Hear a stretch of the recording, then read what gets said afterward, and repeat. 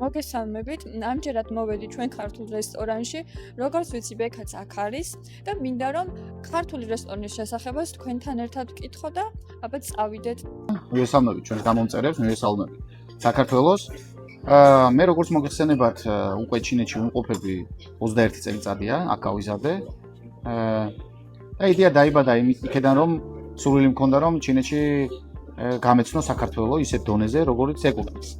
და დავიწყეთ ჩინეთში საქართველოების აშენება, პატარა საქართველოების აშენება და ეხლა სადაც ჩვენ ვიმყოფებით, არის ერთ-ერთი ქართული სახლი, სადაც კერძების მეშვეობით ჩვენ ვაცნობთ ჩინელ საზოგადოებას და მარტო ჩინელ საზოგადოებას არა, სხვა ამ ქალაქში მაცხოვრებელ ხალხს საქართველოს კულტურის, ისტორიის, ტურიზმის შესახებ და შეგვაქვს წვლილი ამ ქალაქიდან საქართველოს პოპულარიზაციაში.